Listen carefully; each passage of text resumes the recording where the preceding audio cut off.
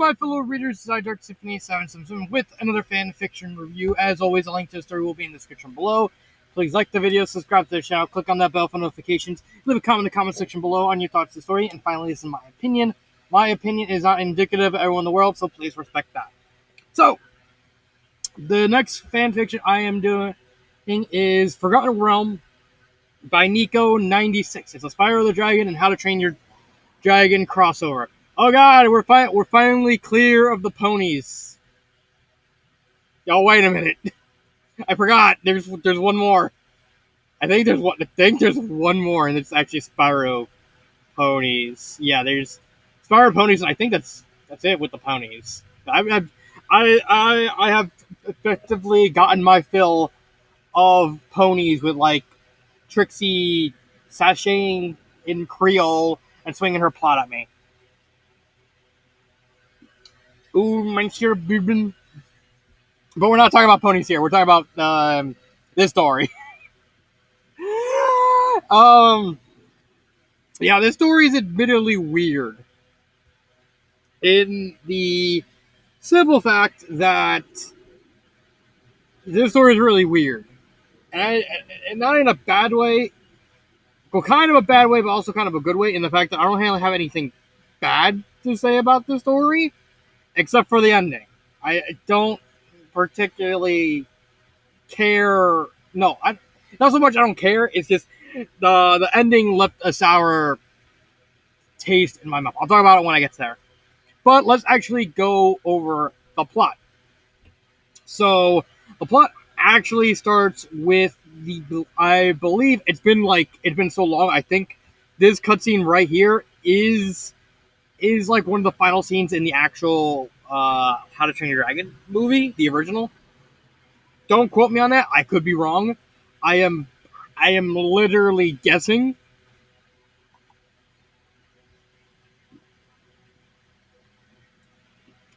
Excuse me. And then it's basically just a little hangout between Toothless and Hiccup. And then we cut to Spyro and Cinder.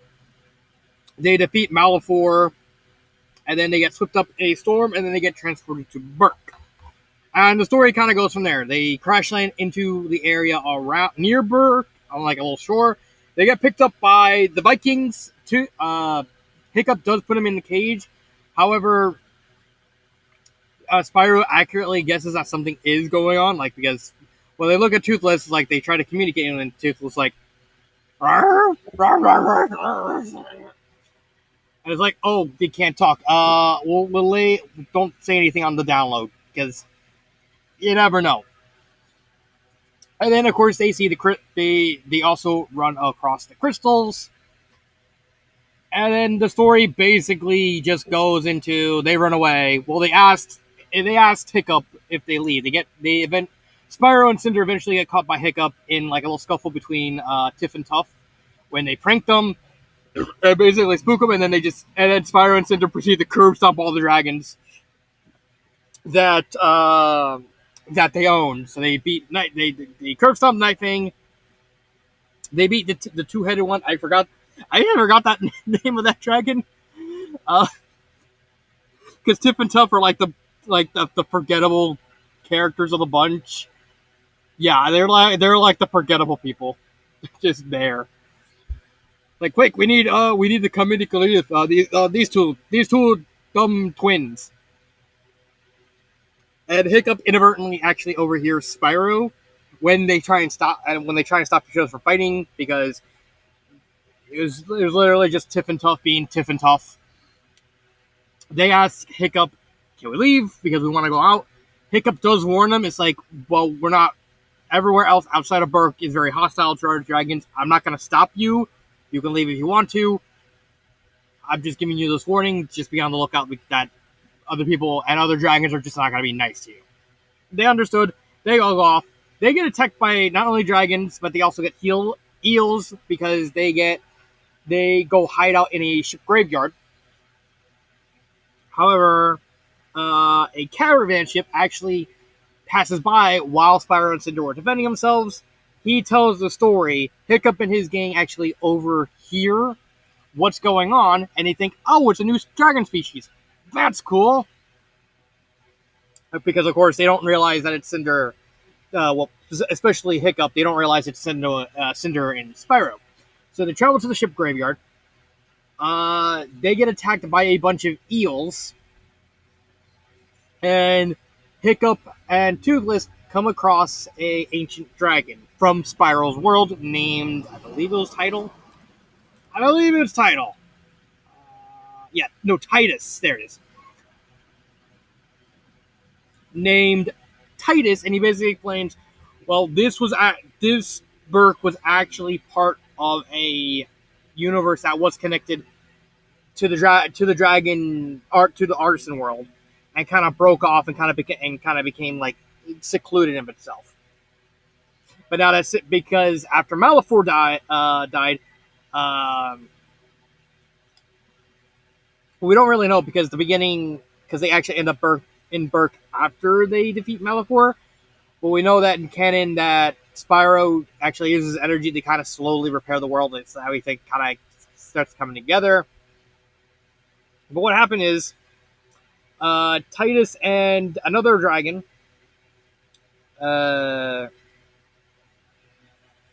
basically... I'm trying not to yawn right now. There we go. Got that out of my system. Titus and another dragon. What was his name? I think his name's actually Mizark.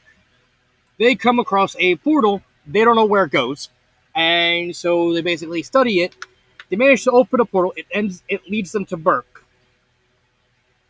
Titus agrees to go in. However, since the portal was not exactly stable when he crosses, as he's about to come back, the portal shuts off because Berk doesn't have magic, because the magic is sustained by the crystals. The crystals have been dying out in Berk, but they've been slow. But for a while, they've actually been kind of growing back, because Berk is actually kind of reintegrating itself into that multiverse sort of thing with the artisan worlds. And the crystals have been growing back, but the crystals are being eaten by the eels, which is why they attacked them. And Titus has been stuck in that one location for a very, very long time, just waiting for the day his friend actually open up the portal so he can go back home. And he's not leaving there. So Hiccup promises to help him. He finds out, oh wait, more of my people are here. I can find out how to get back home. They give him a crystal. He gets energy. The queen eel attacks the rest of his friends. Titus saves them, kills the eel and eats it, and realizes, hey, there's crystals in this thing. And so him, Spyro, and Toothless, because it turns out Mizark was actually communicating through blue crystal through Toothless, and got him the ability to basically, I think, I never seen How to Train Your Dragon 2, but it's like a wind flap thing where he actually gets to turn faster and turn sharper and fly faster. That he gets that ability, he gets it here before How to Train Your Dragon 2 happens. And those two together, they manage to turn on the portal, thanks to Mizark basically asking Toothless, like, I need you to open this portal. I need you and the other dragon to help me. And they manage to get the portal stable, everyone, and then we come to the ending. So let me paraphrase this by saying, I don't hate the story. I think everything in this story by itself is good. It's really good. It's not masterpiece level, but it should be said that I literally don't find any fault. I think the characters are really well done. Really, the only characters we're talking about are Hiccup, Toothless, and Spyro. They all come off really well. Hiccup is Hiccup. There's nothing wrong with him. He's very curious. He's very inquisitive. When he meets Spyro and Cinder, the first thing he does is he leaves them in the cage because they're worried just to hurt. Doesn't want doesn't want to attack because they're an unknown species. He studies them. Toothless is very curious. He's toothless. I mean, honestly, toothless it's like a very basic character, but I think sometimes basic works well enough, and toothless basically that. I do like, just like in the movies. I actually like his whole friendship with Hiccup. It's really endearing. And then of course you have Spyro. He's basically acts as a foil, like kind of pseudo foil to Hiccup. He is a dragon. He knows where he's coming from. He's very headstrong because he's worried that that something might happen to him while they're still stuck in the cage and they don't want to be poked and prodded. Hiccup, of course, understands. It's like, all right, you can go. Just here's a warning. There you go. However, I will say this: I am not a fan of this last chapter. Why? Because okay, so here's the context. In this chapter, they open the portal, and this is them going to Spyro's world, and they basically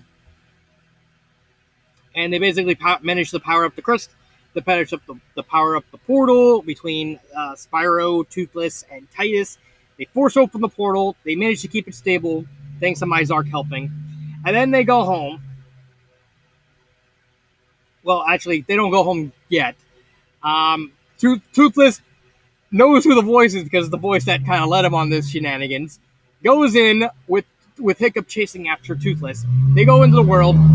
Toothless is basically just trying to attack Mizark and just do Toothless things to him. Mizark apologizes. They say that the portal is now stable, and more crystals are actually going to be opening up and appearing more across Berk, and it's actually slowly integrating itself, so expect changes. They find out Malefor is dead. And then the story... They find out...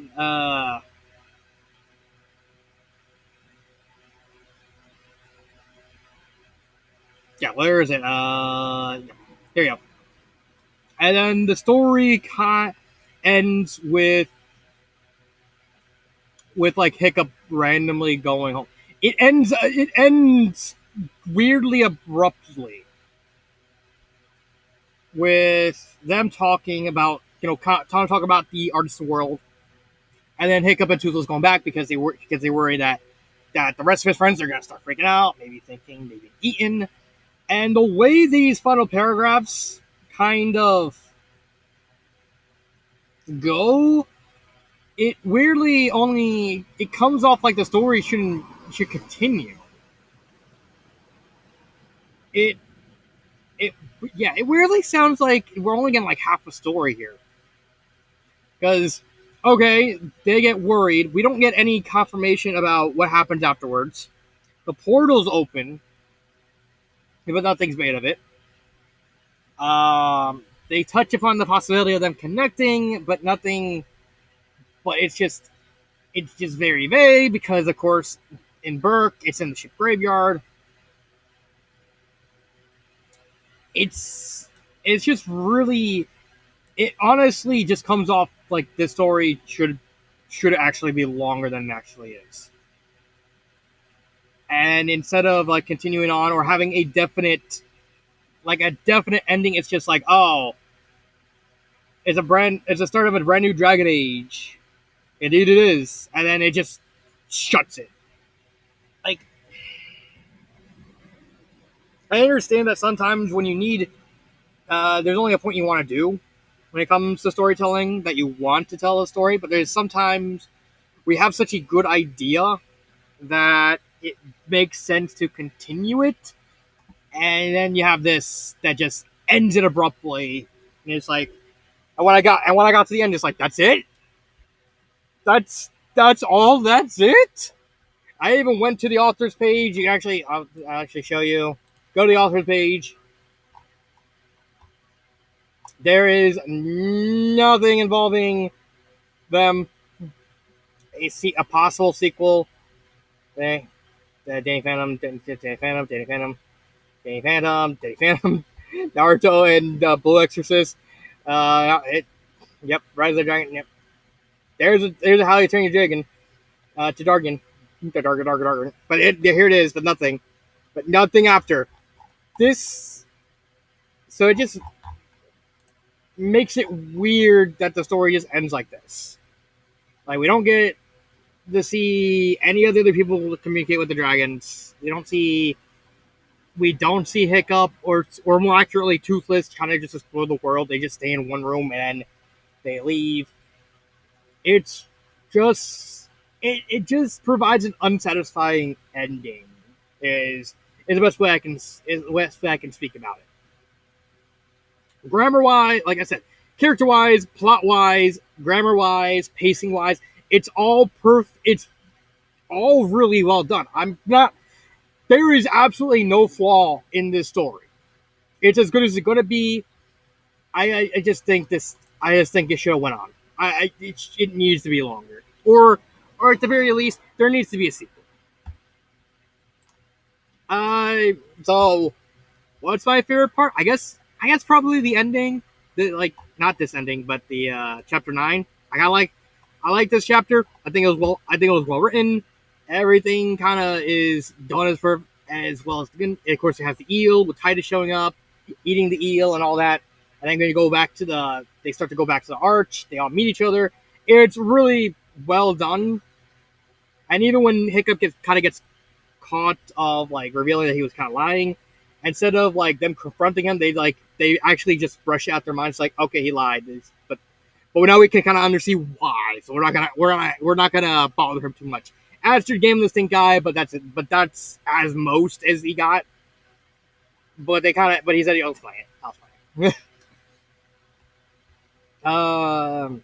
Would I recommend the story? Of course. The story, like I said, there is nothing wrong with the story. It's a short story, only 36,000 words. You can read it within a breeze. I've read it in like less than a day. I would have if not for my job. But now here we get to the interesting thing. What would I do to change it? Well, honestly, that's an easy choice. Literally, either make it longer or make a sequel. Like you have a lot to work. You have a lot to work with continuing on the story. There's a lot you can do with continuing on. You can have you can have Hiccup and maybe the other guy, other Statland and Fishlegs and Tough and all them. They kind of act like ambassadors, sort of, because they're the only ones that is able to brave the ship graveyard. All the other Vikings are like completely afraid because it's a ship graveyard with the eels. They don't want to take the chance. They're going to say that they're being envoys. You can have them all. You can have the first couple new chapters of all of them just going back into each of them instead of all of them going in. You can have Hiccup individually bring them into the artisan world, and you have them react in different ways. Like you have Fishlegs. He's actually curious. He talks with Mizark. You can have Mizark. You can flesh out Mizark's thing. You can have Stoutland being like very prideful and it's like, oh, I could take you. And the dragons are just not impressed. You have Astrid. She's trying to look up their culture and their history. And you have Tiff and Tuff just being absolutely just god awful people. I mean, like, Hiccup, yes, no, come on, no. You wanted to piss them? Oh, come on, I don't think they'd be pissed. Roar! And oh, you made them pissed. We didn't do it. You won't even have to have like a fully fledged villain. At best, you can easily just make it a cultural thing. Like you can compare, like, oh, this is how our dragons behave, but your dragons don't behave like that. And you can easily just toy with the idea of like different dragons from different worlds, kind of like interacting with each other, like like Toothless talking with Titus, like, yes, quite. there is a gold mine of ideas you can do with this. That it's really kind of maddening why it wasn't done. That's very, very sad. But yeah, we're not even scratching the surface. You can easily just have Spyro's other friends like a Hunter or Spark Sparks run into Toothless and Hiccup, and other dragons kind of like go around, or like say like you could have a part where Hiccup brings Spyro back to Burke, and so it's like looking on. It's like, well, you got something to say to us, and instead of Hiccup saying something, Spyro goes down. It's like, hello there, and Hiccup, and then so it's like, did that dragon? And it's like, this Tiff and Toff playing a prank on me. Why am I British? I just realized I just gave Stoic a random British accent. Like, yes, I did. Maybe have some tea, Bugger. But yeah, there's a lot. There's literally a lot you can do with the idea, and that's honestly my biggest problem with the story, is the fact that you didn't capitalize on such a good idea, even if all 10 of these chapters are executed really well. The fact that it just ends like this is just disappointing. I don't hate it. I understand that the author wants to do other things. Doesn't mean I don't have to like it. But yeah, that is Forgotten Realm. I like the story. I think it's good. This has been Dark Symphony 777, and